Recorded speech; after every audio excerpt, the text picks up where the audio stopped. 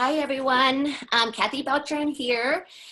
So excited today. I have a wonderful, beautiful soul here, Aiden Hall, and he is a trance medium from the UK, and he is amazing. He loves to share information. He loves to point people in the right direction on their trance development.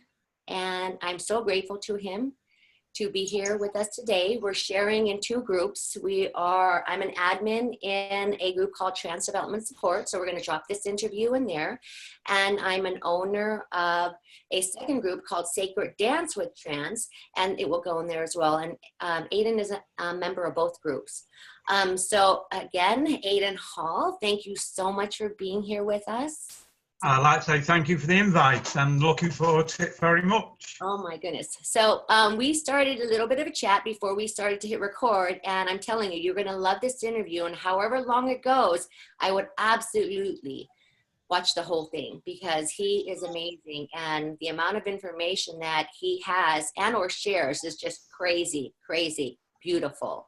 So I figured we would start out with one of the first questions that I would like to ask is, what inspired you or put you on your path to your development with trance mediumship? I think, first of all, I started off as a platform medium about 12 years ago and never planning it. I'd had an argument with my partner, we'd split up, I went for a drive, and for some reason I stopped, and as I looked to my left, I saw a spiritualist church, and I thought, oh, and it was open. And I thought, oh, I'll nip in and have a look, because I'd actually been to one in the 1980s, and it was the only time, and I'd got a wonderful message from a medium, an Italian woman. I wish I could remember her name. She said to me that one day I was doing it myself. She said she could see all these colours around me, and on the day that she passes to the spirit world, my gift would actually start to unfold. And I'd love to have remembered her name and see if she had passed, and that's when it all happened. And I got a couple of messages, so I went back again the following week, and I started to go to a couple of development classes, very bad development classes, unfortunately. I always felt uncomfortable and that it wasn't right for me. So I just started reading and researching and sitting with spirit and sitting to build the power. And it's just snowballed from there. And my trance, I never even thought of doing, never even crossed my mind. And that started about 2 years ago in the home circle. And from there, it's just snowballing unbelievably. And it's really taken me back. So you've actually been, almost like 10 years, 12 years, something like that? On your 12 journey? years now, yes. Yeah, 12 years on this journey now, and it's all been self-development. I'm an old-fashioned medium. I believe in the old pioneers of the past, and I just did the research. I developed with spirit myself, like the old mediums used to do, and it's just been amazing. The journey, the spiritual rewards have been breathtaking. But it's also helped me on my physical pathway as well, my physical life, and they've both come together, and it's unbelievable. I would advise anyone, sit with spirit, listen to them, and just let them guide you. Wow, I love how you put that, and kids, you almost gave me the goosebumps, because I'm thinking, yes, your teachers have been books at first, reading, absorbing knowledge, and then applying it, sitting with spirit, sitting in the power, sitting for the power, and being guided by them that way. And I think that is so beautiful. I think what a lot of people tend to fall down on is the fact that home circles are the backbone of mediumship. Estelle Roberts used to say that. She used to insist that you need, even as a developed medium, you need to carry on with your home circles. This is where you build the power. It's where you're able to connect with your guides more. It's a new pathway that can show you every so often. And this isn't being done. People think, oh, I'm on the rostrum. I don't need no home circles. I don't need to develop anymore. And they forget that we are actually developing up to the end. Straight when we go back to the spirit world, we are still developing and we're still unfolding. And I think it's vital that we have these home circles. And I'm trying to encourage more people. In fact, I'm helping other people now to develop home circles. So it's just marvelous. It's unbelievable. Oh my God. And even in my group, the Sacred Dance group, you know, that's one of the reasons why I wanted to have a place where people could join and connect with other members to create their own circles together. And Yes. so, you know, where I live, I find that very hard. You know, I might have to travel an hour or 2 hours away for that. So hoping that other people connected in the same places can create their own circles. So, you know, I'm glad that you brought that up, the importance of having a circle, but as well as, you know, sitting with spirit and connecting with them on your own as well. Yes. So Yes. beautiful. It's really, really important. I mean, I'm lucky because I've got roughly 8 in my circle, and they all sit for me. Wow. And they don't look for themselves, and they Yes. sit for me. And to be able to find people who are willing to sit for you is even more difficult, because everyone wants to do it for themselves. Yes. I'm really, really lucky. And most of them are actually the same group that we've had for like 9 years over now. So we've bonded, the harmony in the group. We go for Christmas meals, we go for birthday meals together. And it's important that you have that harmony within the group, that positive harmony.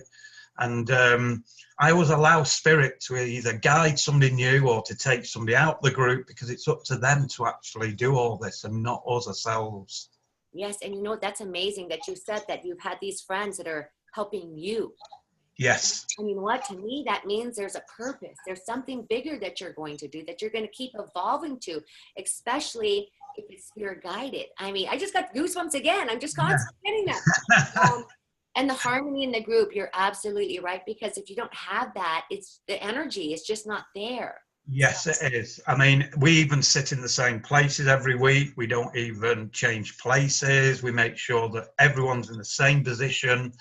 And it usually lasts for about 2 hours. And then we come down afterwards. We have a chat. We have coffee, biscuits and everything. And it's about discussing what's happened during the night. But we tape everything as well. I've got a library of tapes over 9 years. So we can always look back on them and see how it's developed and see what they've said to us as well. And now the physical aspect has just started to develop. We've had voices in the room. We've had the violin play. We've had partial materialization now as well. So it's developed from trance. Now it's moving to physical. But what a lot of people don't realize, that trance is just the start. It's just the start of greater things to come. And a lot of the times they tend to move into the physical aspect of mediumship as well.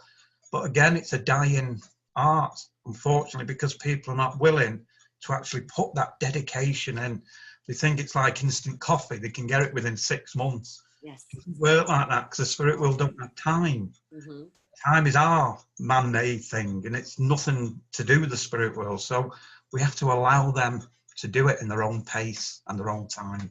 And see, that's again why I wanted to have you on here, because then sharing your wisdom, your experience, so people know that this is a journey of commitment on your part with spirit. Yes. And it's not something that's going to be like that. And you have to show that dedication, that passion. And really, again, you are very lucky to have this type of soul family with yes. circle, you know, that is beautiful. And I'm so excited for you. Another thing is you actually shared, and I can't remember if you shared it in both groups, but I know in my group, the Sacred Dance, you shared some amazing photos. Yes, yes. And so, oh my goodness, beautiful. It's just absolutely beautiful, because what we always do is ask spirit first if we can take them photographs. We wait for their permission, and then if they say yes, we then ask, can we show them to the public? Sometimes they say no or wait. And then they'll come back eventually and say, yes, you can now share certain photographs with them. I think a lot of it's because at the moment they're trying to actually develop with me with transfiguration, with photoplasm, which is a new form of, instead of using the ectoplasm, which is substance-based, they're now moving to energy-based, such as a Skull project and the Felix project. They're using the energy because it's quicker, it's not dangerous to the medium. And the spirit world have realized that because of our technology and how life is now, it is at a fast pace, it's necessary to actually try and develop something new. But that shows you the intelligence of the spirit world, far beyond ours. Yes. And you know what? I can't remember who mentioned this. Talking about, um, I think it was in your group. I think it was in one of your groups. Aiden has a fabulous group. Is it called Light of Unfoldment? I'm trying to, One of the groups is Light of Unfoldment, the other one is Journey of the Soul. yes. That's the other one. What I tend to do with the Light of Unfoldment, it's mainly books that people can download. Like I said, I've got an endless supply of books. I've got over 8,000. I've got other documents. I've got rare recordings, rare videos. They just keep directing me to them, and it's unbelievable what I'm collecting. In fact, it's quite comical because my spirit team, I've got a nickname for them, and they call me the curator now. So they have a bit of banter about that, and it's just marvellous. And it's nice to be able to get that friendship, because they're the best friends you could ever have. They never let you down, they never judge you, and they always support you. But we don't seem to see that half the time. We don't listen to that little voice in our head that's trying to give us that direction. I think that the relationship with your guide, your team, is sacred. And so Yes. treating it always that way. And connecting to them and trusting that information, because they're not going to steer you wrong. They're always going to guide you. Exactly. And that's how I feel when I first started opening my group. I mean, I felt drawn to you, and I was like, oh my God. And all the information, I'm such a big person on sharing information. And when I saw what you shared, I was like, oh my God, there's so much knowledge in just that unfoldment group. And then on your other page, your personal page, your page, there's so much information that you post that you actually write up about developing in trance development circles, all this information. And absolutely, I want you to plug this stuff, because people need to be put in the right direction with the right people, the right information. So again, I applaud you, and thank you so much for doing this for all of us that really are very passionate about this. There needs to be more people out there who are willing to help others and not put a high price on it, because unfortunately this is what's happening. I mean, this is what put me off, because I'm not financially secure. So when I was looking at some of these courses, £2,000, £3,000, it was like, Nick, a lot of people can't afford that. Even people working cannot afford that. And my spirit team said, as long as it covers your outlay and like petrol, stuff like that, we don't expect you to make money, because we will provide everything that you need, but not what you want.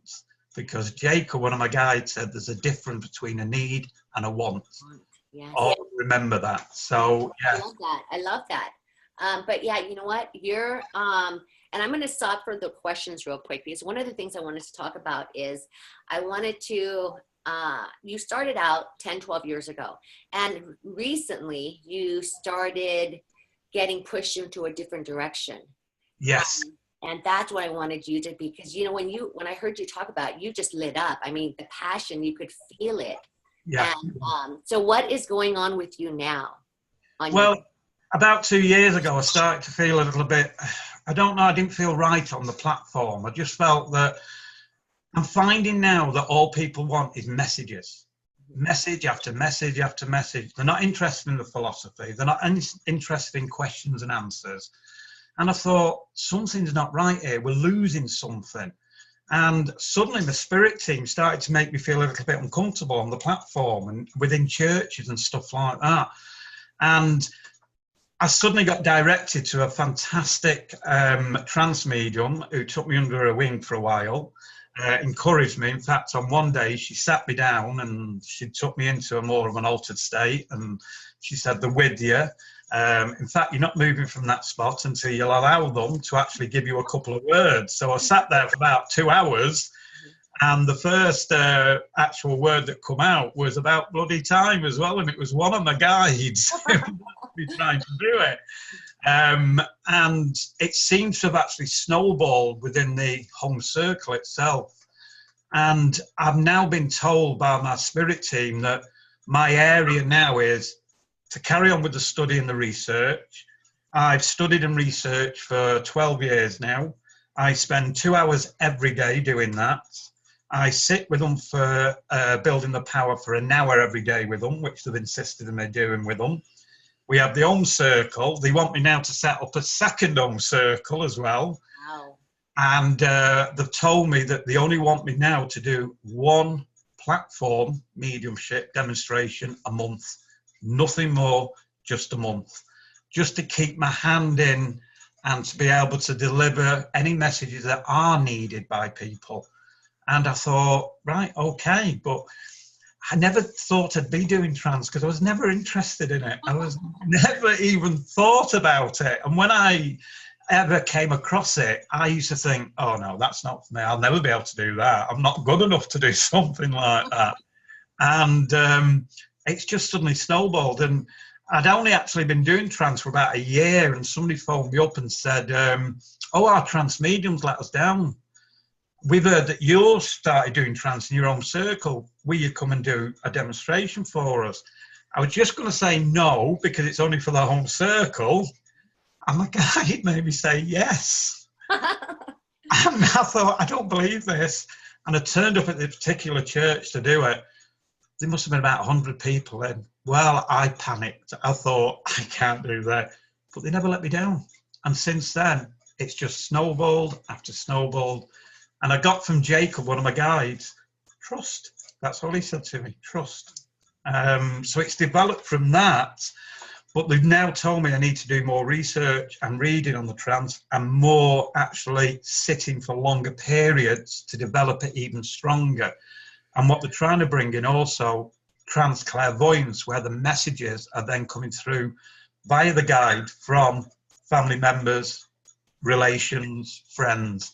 So that's going to be something new as well. It's happened once with me, and it was one of my guides what did, Albert. He always proves me wrong half the time.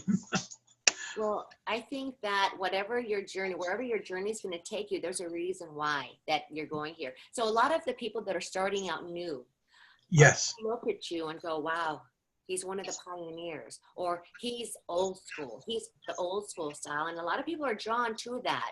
Some people yes, quick fix, but you know what? They're going to look at the people that have been developing for years, understanding, completely have that awareness of their guides and the connection and the understanding of a circle. So I think that's kind of cool that you're considered, you know, that you consider yourself the old school way. yes, I'm more drawn to that way. yes. Developing. So you actually are touching a little bit on a lot of my questions. I'm still going to kind of go through it a little bit.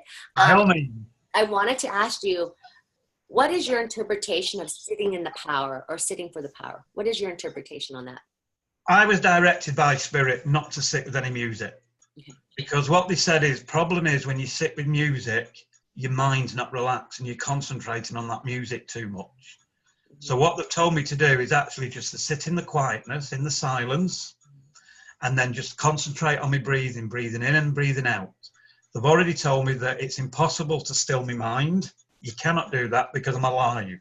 And they've said what happens is if your mind starts to wander, bring your mind back to your breathing again and just concentrate on your breathing as you breathe in and as you breathe out. And just keep doing that, and in time, you'll get to learn to do it naturally.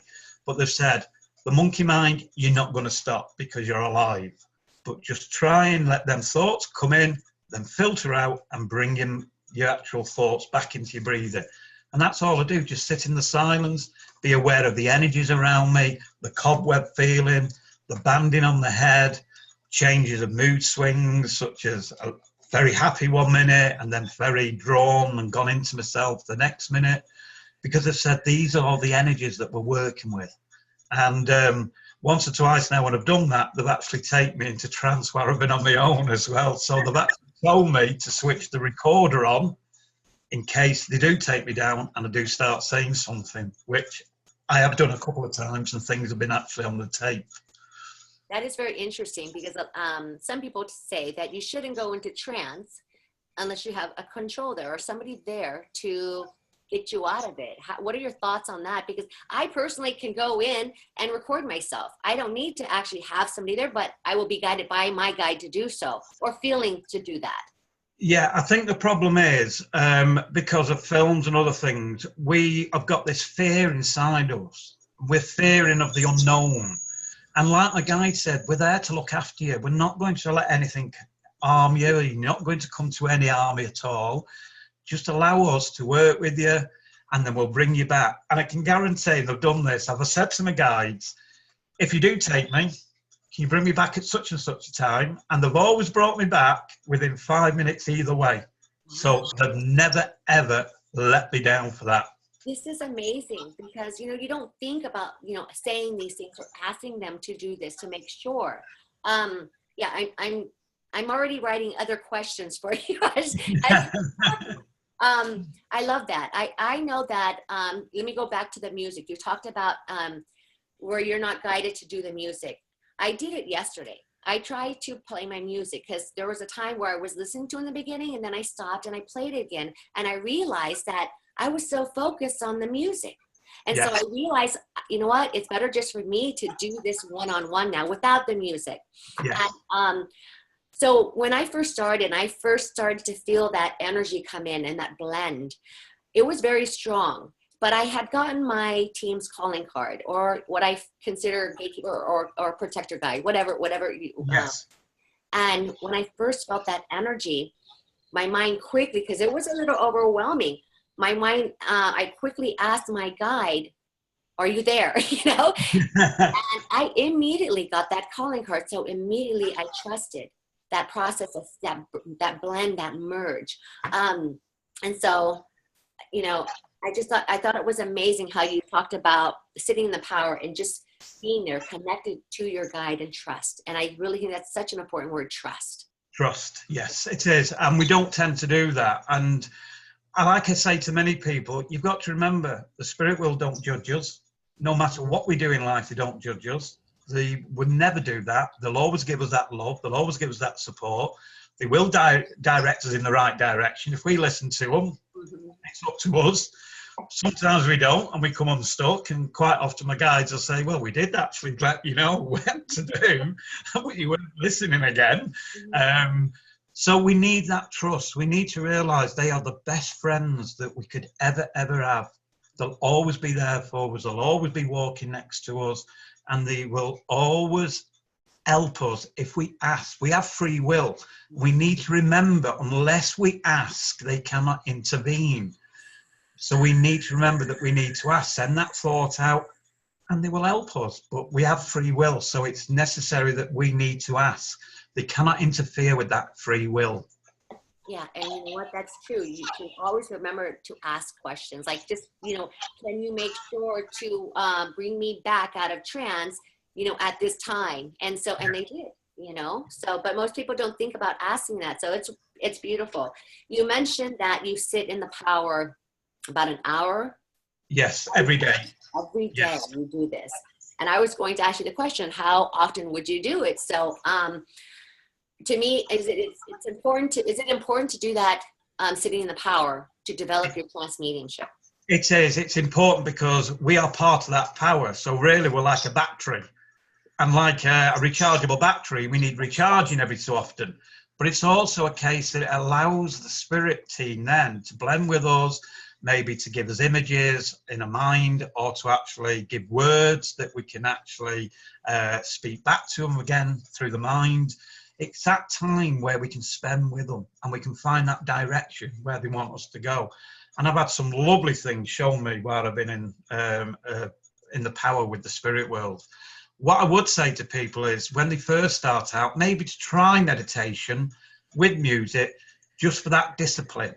It's just about disciplining yourself, but eventually move away from that and just sit in that silence, sit in that power. I even sit in the cabinet upstairs on my own. That's another question I was going to ask you, because I actually do that on my own, and I wasn't sure what your thoughts were about doing that. No problems at all. In fact, that is where all the energy is. And the room upstairs, I could never have actually done what I've done. Spirit actually helped me to build the cabinet, because I cannot even put a shelf up. And they told me what they wanted to do in the room. They wanted the walls painted light blue. They helped me to build this cabinet. I thought, that is marvellous, because I could never do something like that. And they've design the room, and I always spend my time in there. And yes, setting the cabinet, there's nothing wrong with it. It's peaceful up there, it's quiet, and the energy is always in that room, because I always say to the spirit world at the end of every sitting, be it on my own or within the group, can you please leave the energy within this room so we can always work with it. So it's building that energy up each time. A lot of people tend to make the mistake that at an end of a circle, they'll say, now, can we send that energy out for healing? It's wrong, because you need to keep that. You're sending that energy out, what you've just built up, so you're depleting that energy from in the room. So I always say to them, can you build on this energy in the room? Keep it in the room. We can always send healing out, again, maybe in the living room where I'm just sat with them or something like that. But the room, I think, it's my sacred space, and it's that space where we can actually use it to build that energy, which is important. Energy is important. This is why I always look at it on a scientific element. And it's all about energies and different forms of energies. They've tried different types of energies with us. They've done stuff to actually levitate stuff in the room. So it's this continuous thing of trying different things. And I think it's vital. It's about learning, and it's a science. It's about experimentation. The spirit world upstairs love it. We've had the table tipping. We've used the black mirror for scrying and stuff like that. So they're always trying something different. Wow.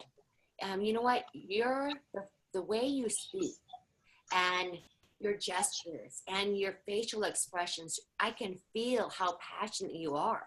And I'm not kidding you about people are going to be very inspired by this, because I mean, it flows so effortlessly from you. This wisdom, this guidance, you know, are you teaching this?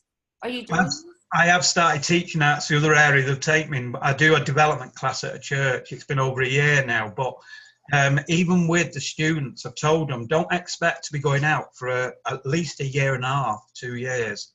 I want it done the old ways, because now what people are doing, 6 months and they're chucking them on the rostrum. They've got no idea the difference between mediumistic, psychic, or anything at all. And you can see this level of mediumship now upon the rostrums when you go and watch some of the mediums, and it's terrible. And we're doing a disservice, not just to ourselves, but also to the people there, and also to the spirit world. So we need that length of time to be able to develop, to be able to unfold, because people don't realise the difference between development and unfoldment, for starters, and they need to understand the difference. And this isn't being done. So yeah, I'm doing teaching. I've even done trance workshops and everything. Wow. I wish I lived closer there, okay? Because I would definitely. Oh my God! Yeah, it's a wonderful step for you. I mean, absolutely, because you can feel it. I knew you must have been a teacher, because just the way you post about stuff in our groups, or you respond to people, I just love that. And so I definitely want you to put your information in, so people can reach out to you, join your group, follow your page. Just great information, just to learn from somebody with so much experience. And absolutely. But I do want to ask you one other question real quick about the circles. How often do you sit with your circle? Is it weekly, or how do you do that? Every week for 2 hours. It's on the same day, the same time. It's important that you start on time, you finish on the exact time, and also on the right day. And because we make that contract with the spirit world, and they expect us there, and they expect us to finish at a certain time. So that is important. Always sit regular. Try not to miss. I've even sat upstairs when I've not been well, but I can guarantee they've taken that off me while I've been sitting, and it comes back again after when I'm finished. So that's what I heard. I heard that when you're connecting, if you're not feeling well, you won't feel anything. But the moment you're done, then you start feeling your regular cold or whatever it is. Yes, so. Yeah, they've even done that on services, and I've come back after the end of a service, and it's like, in fact, I feel a little bit worse at times, but they take it off at the time. Oh my goodness. I know that you have experienced a lot of physical phenomena. have those experiences with your circle. I know you mentioned, you know, the photos, the transfiguration. What other experiences that have you had since you started your circle, or how long did it take before you started having that phenomena happen? The physical aspect has only just started about 12 months or more ago, so it's still at the first level. It's only very minor at the moment, but we've had voices in the room. We had a flute playing in the room where we didn't even have a flute in the room. The violin levitated, and the 3 strings played on it. We've had one of my circle members the other week bent down in the dark to actually do something to her shoe, and as she bent down, she could feel she was leaning against somebody. Wow. And afterwards on the tape, you can hear her actually, you know, shouting out, saying, "There's somebody there, I can feel them, I can feel them." And we've had a partial materialization of an hand as well, but that's one of my it's little Charlie, one of the children within the circle that comes. And he loves to be mischievous as well, so I think he was he actually waved at them as well, so it was lovely. The only problem is I don't see that, so because we've been taken down, but so you're in, and so that's why it's good to have all those recordings so you can go back and observe and listen. Yes, it is. It is really important. Like I said, we've got this library of tapes and everything. I'm running out of room now where to put them, in fact. So I'm now going through the tapes to see which ones are important to keep, and maybe the ones which is not much on, we can use again for future sit-ins. So it's vital to keep that information. I even write stuff down, what the people say at the end as well. So I try to keep notes of what's happened as well, because it's important. Yeah, no. I mean, so when you do your circle, you record every single time when you sit for circle? Yes, every Tuesday we record it. It's the old type of recording, the tape ones that we use, but I also got one of the new voice recorders which actually activate every time there's a sound. So we actually use 2 of them now. So we've got, because the new ones tend to pick up a little bit more as well. I think with them being digital as well, they tend to pick up a little bit more, especially static, when there's any static as well. Because Spirit love to do stuff with the static as well. They do stuff with the recorder when it's on, and the light when it's on, the small red light, they'll dim it suddenly, then they'll suddenly make it go a little bit brighter. So there's all these aspects you have to be aware of. It's all these little subtle changes. But yeah, the physical has just started. We've had a few lights. We've had, they've just started to now build with photoplasm, and a lot of the circle members have actually seen the photoplasm building up around the neck and across my face as well. So it's exciting. It's really exciting. Yeah, that sounds exciting. Have you shared in your own group or page those pictures, or not yet? Only the ones that I've put on at the moment, which I think I put on your group as well. I think I've got a few more to start adding shortly as well. I've also put pictures up of the room itself, how I've set it up, just to give people an idea how to set the room up. Yes. I've blackened the window out because it has to be pitch black in the room anyway. But we experiment with different lighting as well. We have the red light, we have a green light, we have a yellow light, and we have a blue light. And sometimes Spirit will say, well, we want to try this night. We want the yellow light on, or we want the red light on, or the blue light. And it's all about trying different things. It depends again in who's working with us at the time, which of the Spirit team is working with us. Because there's about 4 or 5 who actually come through within the circle itself. Jacob is usually the main one that comes through first. Very articulate, very down to earth, but he keeps you on your path. And he's the one what said that it will develop, but to give it time. So I think it's like a group effort. So with the experimentation, I think the spirit team and the physical team are coming in, they're like blending and trying to tweak energy to produce those results within the group, but it takes both, you know? It does, because what a lot of people don't realize as well, what we don't see are the scientists within the spirit world. Mm-hmm. And they're the ones who are mixing the energies, trying different energies, seeing what works, what doesn't work. So there's also those in the background within the spirit world who are working within circles. People don't realise that, but there's not just the main core. There's those in the background that don't show themselves, don't make themselves aware, but they are working in the background to develop different things. And you know what? That's what I find interesting is like when I sit, and this is going to be a good question. Is it important to get and or observe calling cards from the guides, the different guides that come in? Is it important to receive that calling card or ask for it, or just observe the different energies coming in and making note? I just basically tend to observe the different energies. There is one of my controllers who actually does make a calling card. It's little Charlie Watts, a Victorian child. He calls himself Flecky, and apparently it's a Victorian word for somebody who's lousy, dirty, full of fleas and stuff like that. And what's interesting, before he actually makes his presence known within the circle, everyone starts itching. Wow. Everyone itches like mad. And 3 weeks ago, I had an experience with him which I've never had before.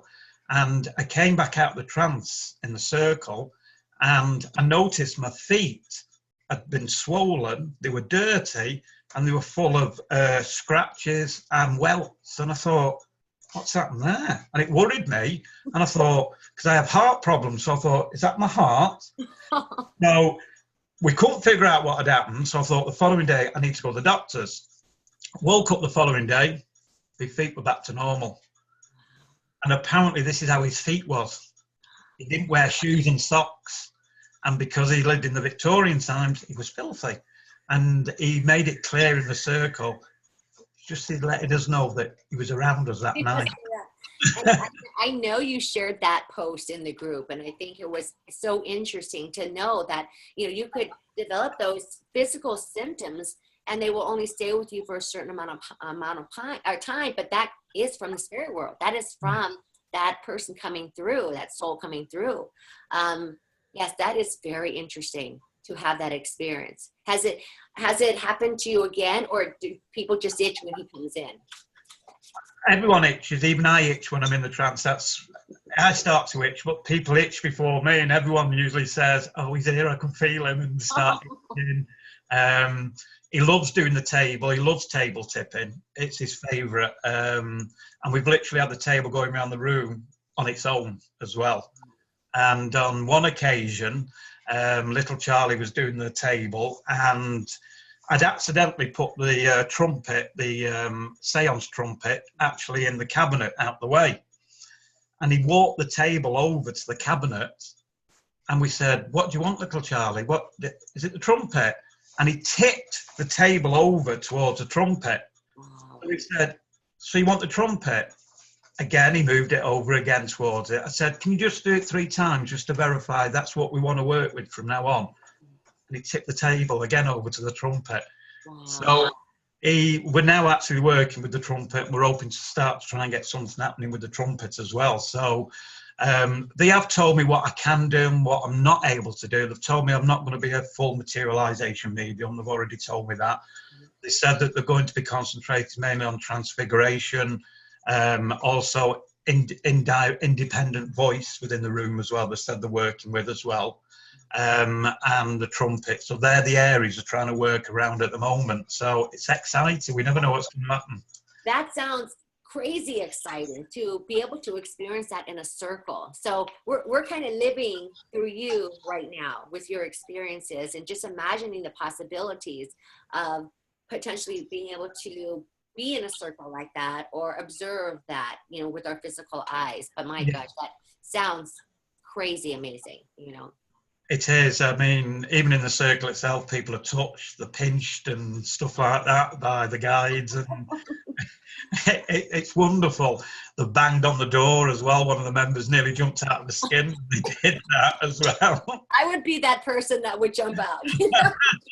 Oh my goodness. Oh my goodness. Okay, let me ask you this. How important in the beginning would it be to give permission to your guides or spirit to blend with you? I always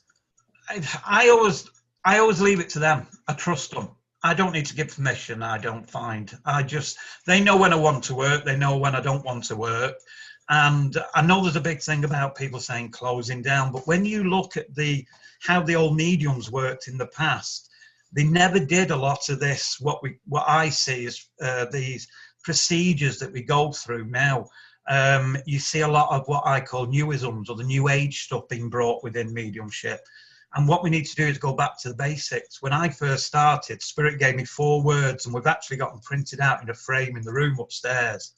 And them words they told me was dedication, discipline, commitment, and perseverance. And they've told me just to work with them 4 words. Don't worry about anything else. I mean, people are surprised, but in the 12 years, I don't put protection up. I don't do nothing in this. But none of the old mediums did as well. You look at Gordon Higginson before he sat for trance or anything. All he did was sit down and blended with his guides, and they came forward. So we don't need to go through all these procedures. You hear people going on about grounding, but when you ask people, well, what does grounding mean? They cannot explain properly what it means. It just means bringing yourself back from the working with the spirit side to your physical life. You can do that by watching telly, cooking a meal, going for a walk, going out with friends, going shopping. Anything you do in your physical life grounds you, so it brings you back. We don't need to put these roots in nothing like what they go on about now. And it's a shame because we're making it more difficult. And I remember sitting in the circle upstairs once, and I was in a bit of an awkward mood. And I started being a little bit awkward, pretending to put roots in the ground, which I've never done before. And Jacob actually turned around to me and said, "What are you doing?" So I said, "Oh, I'm grounding myself and putting roots in the ground." And he says, "Why? What do you want to be, a tree?" That's all he says. So it's their sense of humour as well. We don't need to do that. We work with love. We work with the right intentions. The spirit world is love, and we need to remember that. And when we go on about negativity and evil spirits, it doesn't exist like that in the spirit world. Evil is something that we create ourselves with that energy. We create that negative energy. And people tend to forget that when they sense something or feel something, it tends to be that energy that somebody's created, maybe because something they're going through in their lives or something how they're behaving. So we create that negative energy around us, and people tend to sense that. It's not evil spirits at all. I mean, yes, there's mischievous spirits, but they're not going to harm us. Jacob's actually said to me, "Why would we allow anyone to harm you? We work with you. So why would we allow that to happen?" And when I do any prayer of intent, I only ask for protection from people here, not from the spirit world. Amazing. Yeah. That's all I need to ask for. And I love talking to you right now because you're so, I mean, it's all about intention. And that trust, it goes back to that because they know what we want to do when we sit down. They know that because they can read that from our heart. They can just read that right off of us. And so I loved how you said that about the protection you seek is from people around you. Yeah, it is. Because it's people here what will harm us. Mm-hmm. They're the ones who will harm us. They're the ones what will do us harm. Mm-hmm. Like I said, the spirit world is love. We work with right intention. As long as we work with that love within our hearts, within our souls, there's nothing to worry about. You know what I mean? I've never in 12 years done protection. I don't do these with the chakras. None of the old mediums did this. And when you study the old mediums, it was basic. The most important part is just to sit with them, to blend with them, and to feel that essence of the spirit world. That's all we need to do. Wow.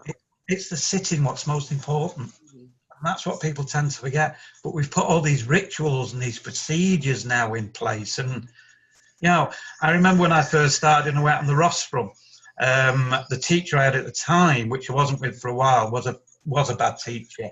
And she said to me, "Right, before you let them come through, I want you to bring your guardian angel through. I want you to bring your gatekeeper through. I want you to open this chakra, that chakra. I want you to ground you." One of my guides turned around to me and says, "We're bloody fed up of waiting. What's blinking happening?" You know what I mean? We don't need to go through all this. And I can only give what Spirit have said to me, but we tend to put labels on things. We label everything. And that is a flaw of mankind. We seem to have to put a label on everything. And it's getting worse for that as well. And I think we need to watch it. We need to watch putting labels on all these things and whatever happens. And it's just back to basics. Like I said, I study research. I spend every day doing that. And Spirit guide me to the books they want me to read. I don't read from the back to the front. I flip through and they tell me when to stop, and I'll read a certain section. Whatever word I come across, whatever name I come across, whatever it is, I then take that and look for it deeper and research that. So it's a never ending. In fact, Spirit said to me, when you ask a question, we'll answer that question, but you'll end up with another question. It's a continuation. So you'll never get the answer that what you want. It'll lead you to greater questions. And I like how you said that. When you ask the question, that's like a very important thing. You have to ask the question. Yes. Wow. Yes, it is. It's important. But I would advise everyone to study, research. It's vital. It's the foundation of any mediumship. You know, we have to have a knowledge base. Jacob once said to me, would you build a house without a foundation? And I said, no. He said, well, why would you build on your mediumship without a foundation? And knowledge creates wisdom, and it's important. Yes. And yeah, it's the food of the mind. You know, my team have said to me, the things what we tend to forget is the things like art, music, the writings, reading, knowledge. They are the food of the mind. Like when we eat to sustain our bodies, they're the things that sustain our minds. And it's the mind that passes to the spirit world. Mm-hmm. And we need to remember that. The mind, which is part of the soul, passes to the spirit world. In fact, a lot of people don't realise that there's three parts to us. There's physical body, there's the etheric body, which is a duplicate of our physical body, and then there's the soul, the core. And it's the last two that pass to the spirit world, the etheric body and the soul. And that is something that spirit world have taught me, which I didn't know at first either. So, you know, that knowledge is there. If we're willing to reach out and spend the time, that knowledge is there. And you learn so much. You really do with the spirit world. And that's why, again, I want to bring up your group, because you share so much information in there. So, you know, if you just read like one book or one person's idea of mediumship, you know, just open up to more. Read all the pioneers, read about all the different things. And I loved how you brought up that you don't do that. You don't do the chakras. You don't do this. You do the old school way, because, and it makes me think about when I was younger and having all those experiences. I wasn't practicing the chakras really. I wasn't doing opening, closing. I was just there, and I would come or they wouldn't. Sometimes I would ignore them because I really wasn't interested. So, but I wasn't doing anything like that. The thing is, what a lot of people don't realise, chakras are to do with Eastern philosophy and Eastern practices, and connected a lot with Reiki. It's not even to do with spiritual healing, because the spirit world, if you're a healer, you're just the vessel. It's the spirit world, the doctor, the nurse, whoever it is who works through you. You don't need to do all this. But unfortunately, it is being taught now, and it's wrong. We don't need to do all this. It's the basics. That's what we need to get back to basics, which is important. And that's why I have you here today. You're sharing your beautiful wisdom. Oh my goodness. Okay, so now I have to go through my list real quick, because I got to make sure that we didn't just already answer a lot of those things. How does it feel to you, if you can remember? I mean, I'm sure you can remember this. Like, I was going to ask your first experience of when spirit came to you, at least in circle. How did it feel to you when your guide first came to you? How would you explain that to somebody? It's took me 10 years to find out who some of my worker guides are, who the ones who are actually working with. I don't know who my main guide is. I know he's in the background, but he won't let himself be known. He's told me that it's not a necessity. And I think that's important, because we start to guide worship. We need to know who our guides are. It's not a necessity. And what people tend to forget is them names that we get doesn't necessarily mean that's who they were when they're on the physical plane. Usually, if our mind is set to a certain thing, that's what they'll use.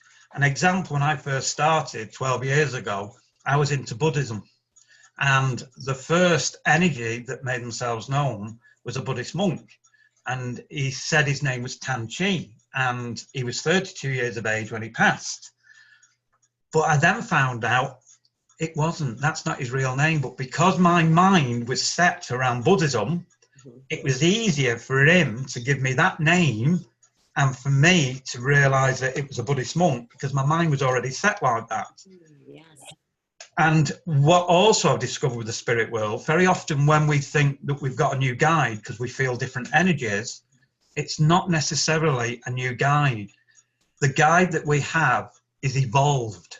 And as that guide evolves and moves up another level, they will present themselves as a different energy and a different feeling, but it's still the same energy that's with it. It's just that they've evolved because we continue that pathway in the spirit world of evolving, of learning, of reaching a greater understanding, as they call it. And we need to realize that as well. But the only ones who have actually shown themselves, like I said, who have made themselves aware is Jacob, Albert, Black Bear, and Little Charlie.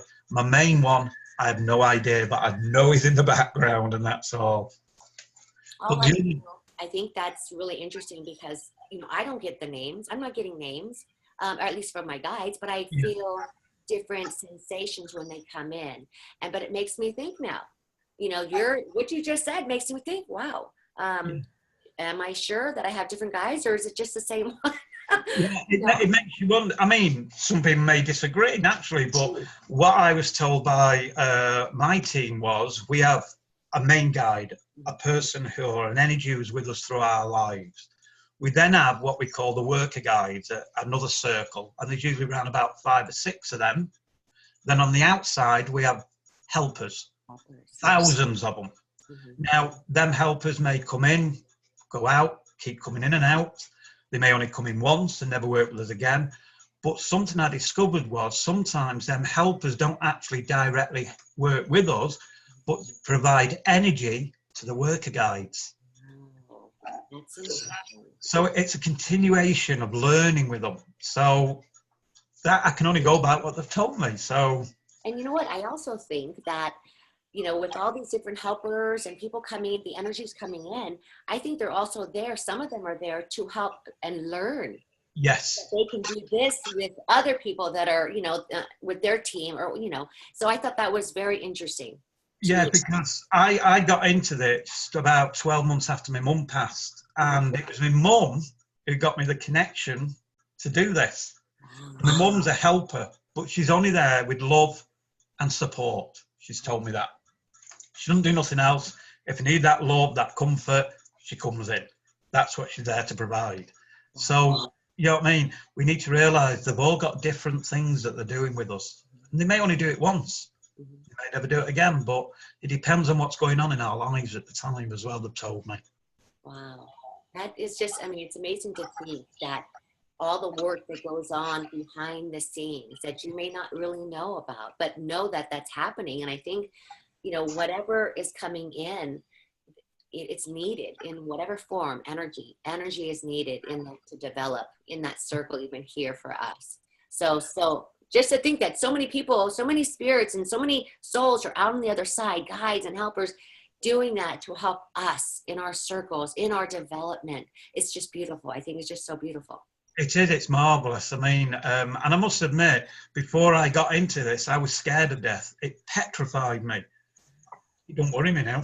I'm not bothered at all. So it's given me comfort in another way. So as well as what they're doing for me, they've actually given me some comfort as well, knowing that there is a better life. You know what I mean? It's a continuation of life. We don't die. It's just that continuation. It's just that we continue in a different form, in a different sphere. It's just around us. The spirit world is around us. And we need to realise that. And I look at it as just another different life. That's all. So once we shed this body, we just move forward into a different form of life. That's all it is. And I think that's what's given me the comfort as well. And that's beautiful. That's so beautiful to know that. Have you experienced, I've read about this, that elemental energy is needed in trance work? So those helpers that, you know, in the background, have you ever experienced elemental energy come in? Just my normal guides, that's all it is. That's all they've said. That's all that's needed at all. Again, I think we start to put too much emphasis on a lot of other stuff as well. And it's just about this back to basics, sitting, blending, feeling the essence of the spirit world. That's all it is. And trust, allowing them to do it. That is beautiful. I'm looking at all my questions, and we have discussed pretty much all of them. I'm just making sure. Okay, so your opinion, you're on trance development. Is it something that comes quick, or does it take time? Takes time. The other thing as well, what people need to realise, we can only work with the ability what is there. It could be an ability or a gift, whichever you want to call it. But if that ability is not there, we cannot develop it. So if you're not a trance medium, you're not going to be able to develop it. If you're not a psychic or a spiritualist artist, you're not going to be able to develop it. That ability has to be there. Physical mediumship is even more rarer. The nucleus has to be there at birth. It's got to be there to be developed. So I wouldn't say to people, if you're not a trance medium, try and develop it. It's not going to work. Try and develop the ability that is there, and that will strengthen it. Try not to do too much. People, you know, I watch people, they're doing spirit art, then they're doing automatic writing, then they're doing mental mediumship, then they're trying another form of mediumship, and it's like, you're doing more harm than good. You're just weakening what's already there. Concentrate on what's there. Such as my platform mediumship, that was my foundation. It's not now. They want me to concentrate and develop the trance. And they've actually told me through a reading I had just recently to leave the physical mediumship to them, but for me to concentrate on the trance and do all the work with the physical. And I've heard about that from some people where they're being asked to, by their guides, to limit some of their activities because they want their energies to be able to focus in this area. And if they're, you know, spread out all over the place, it's not going to do you well developing for trance. So, exactly. So you need to concentrate all your effort on one area. Let that develop, let it unfold, and concentrate just on that. Don't try and do everything. I mean, I would never be a spirit artist or a psychic artist because I cannot do drawings or nothing like that. I wish I could, but I can't, you know? It's not my forte. I'm not even drawn to it. I did used to do automatic writing with them, but they've drawn me away from that now, and they're concentrating on the trance. That's what they've told me. So that is the area that I need to concentrate on now. And trance is just the start of greater things to come. So leave it to them, and they've said they'll work on the physical aspects of the mediumship and just to concentrate on the trance. So right now, your area of interest is definitely trance, but you're going towards more the physical? Yeah, because they'll both work together anyway, eventually, because naturally trance is also part of your physical, because when you go into the deeper stage of trance, when they take you out of it completely. So that's that fine line between, I know they say trance is mental mediumship, but to me it's a fine line, because you've got like the light stage, the middle stage, and the deep stage. And the deep stage tends to be when you're going into the physical aspect of your mediumship. Most of my trance tends to be light to middle, but you dip in and out. Yes. It's like a graph. People think that when you go into a middle stage of trance, you stay in the middle. You don't. You dip in and out. And there's also an aspect of your own mind will interfere. You'll never stop that. It's only time, training, and being able to develop yourself that will help you to actually stop that from happening. But it will happen. I mean, one of my guys says I'm too nosy at times. And one of them's actually shown me a picture to try and concentrate on all the time. And I don't know, you know, when you walk through a wood during the summer and you've got the sun coming through the trees on a pathway, they've shown me a beautiful picture like that. And every time now they tend to show me a picture, they tell me to concentrate on that picture. So I'm separating my mind, and my mind's not interfering. But in the circle upstairs once, twice, and everyone's burst out laughing apparently afterwards. One of my guys said, "Oh, he's at it again. He's being nosy." See, I can kind of understand this. So when you say being nosy, is it because your consciousness is watching what's going on?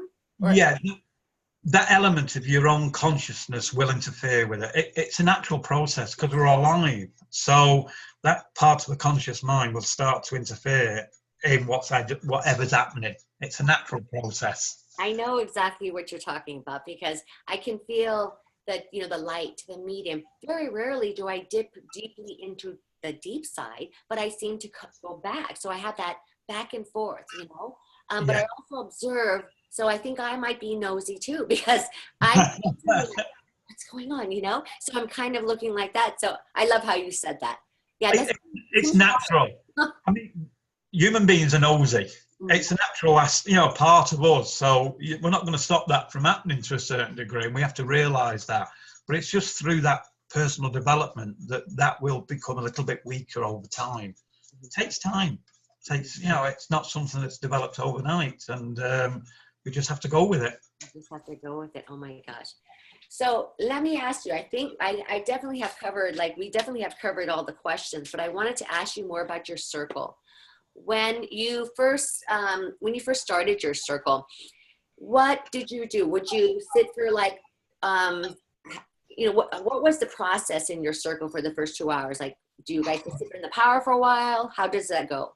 What we do is we first of all spend half an hour sitting in the dark in complete blackness. We open up with a prayer of intent, but we've also got one which is actually recorded, so we just play that. Right. Then we play music for the half an hour in the dark, and everyone sings. But it's music that people laugh at it when I say, but it's like Roll Out the Barrel. It's like the White Cliffs of Dover. It's the old songs, and does your chewing gum lose its flavour on the bedpost overnight? It's the old type of songs. They love it, but it raises that energy, and everyone in the room sings then. Then at the end of the 30 minutes, we tend to put the red light on one of the other colour lights. Mm-hmm. And then the trance comes through, but also then we get physical activity happening as well once that energy has actually been built up as well. So, but it can differ. Some weeks we get nothing. Some weeks we get more than we expected. But that's how the spirit will work. But there's also other elements you have to look at is what's happened to myself during that week? What have I been through? How am I feeling? What's happened with certain members within the group itself? Are they not too well, or have they gone through a stressful time?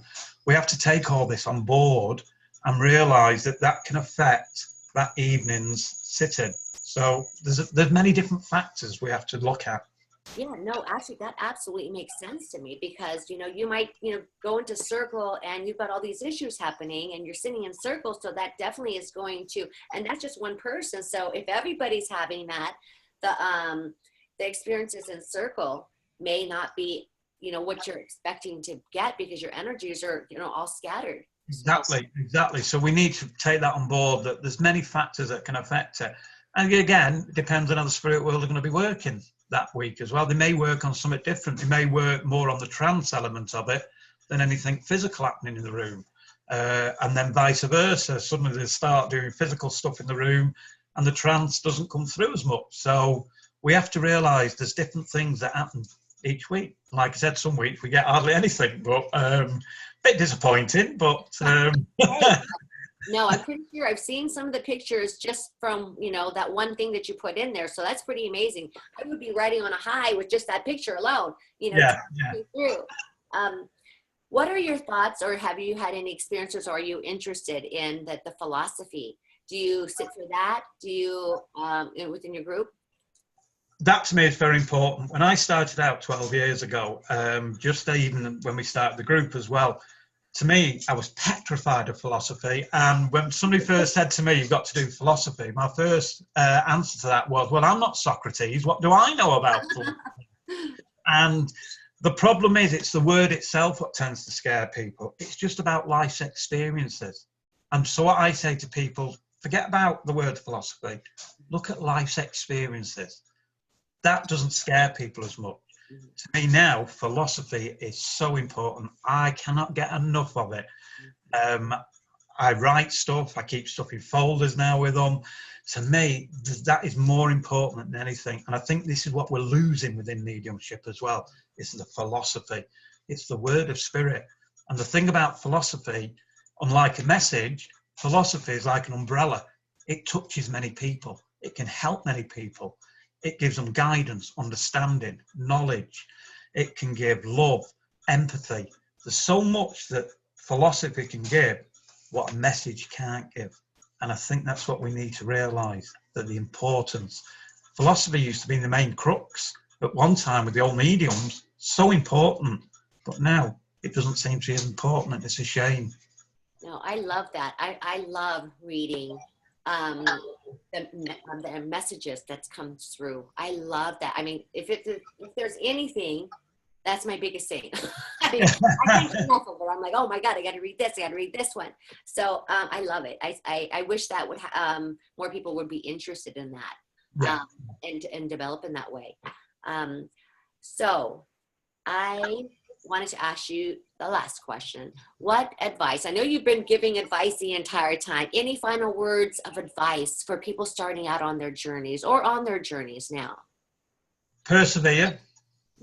Trust, sit with them, sit to build the power, read, research. If you want, go and watch other mediums work. I remember reading one of the books by Chan with Ivan Orchard. You actually said that she was told to actually go and sit in a service and actually link into the medium who's working to find out what information was there, but she wasn't, or they weren't given at the time, because it's learning yourself, it's practicing. But sitting is important. Trust, read, research, challenge the spirit world. They love it. They love to be challenged. And if you don't agree with something, tell them, ask them. They'll give you that advice. But you know, I have arguments with mine. It's brilliant. We have, you know what I mean? So it's realizing that they were a human being at one time, so their character is very much like ours anyway. But I would say to people, sit, read, research, but that sitting is so important to build that power and trust in the spirit world. And if you can get a home circle, even if there's only 2 of you, get one, because they are the backbone of mediumship, of all forms of mediumship. So please, just persevere and trust them. And they'll never, ever let you down, I can guarantee it. We let ourselves down, not them. Yeah, no, I love it. I mean, I could sit here and talk to you forever, because you're like, you're completely inspiring. It's like, whoa, I can't wait to go. I want to go sit in my tent, you know, or my cabinet. And I love that you said that you sit in your cabinet just to be in there, to build that power. Even if I'm going through some period during the day that I'm feeling a bit down, or something doesn't seem right, or I need questions to be answered or helped with, I'll go upstairs and just sit in the room. It's that sacred space. It's my space. It's that space where we do all types of work with the spirit world. So it's that place where we can meet and I can get that advice. So yeah, even healing. I ask for self-healing. I just say to this, I ask my healing guide, can you please administer healing? I need healing at the moment. And he'll come forward and he'll give me healing. I can feel the warmth around me. So yeah. I do that. And I do observe, like I want to, it's almost like I'm nosy. Like I want to like observe everything that they're doing. I want to feel the different nuances, the changes, you know. So, I mean, that's just how I am though. I love to observe. But oh my God, Aiden, I am so grateful to you to come here today. And I know that you're like 5 hours ahead of us, taking your time on a beautiful Sunday. I would love to have you back again, sharing any other wisdom. Anytime. Oh and God. any of your listeners, if I can help with anything, I will help. I'm more than willing to help. And everybody, Aiden's going to put his Facebook group, his page. Absolutely join his group, follow him, because the wealth of information is there and you will not be misguided. I mean, just be prepared for a lot of reading, which is wonderful. And that's knowledge. Knowledge is power. And so Again, Aiden, please don't forget to put those information there. I will end up hitting stop recording, but don't get off yet. Yeah. Thank you again so very much. Can I And just wish everyone the best of luck on their journey and the rewards. You watch what happens. But, you know, best of luck to everyone on their journey. Don't give up. Keep persevering. And the rewards are there for you. what were the 4 words that your guides gave you again? Dedication, discipline, commitment, and perseverance. And the hardest one out of that is the discipline. Yes, no, I agree. Beautiful words. Oh my God, that is beautiful. Oh my God. Okay, Aiden, thank you so much again. And we look forward again to seeing you hopefully soon. And thank you. Thank you very much anyway. Thank you. Right. Bye-bye.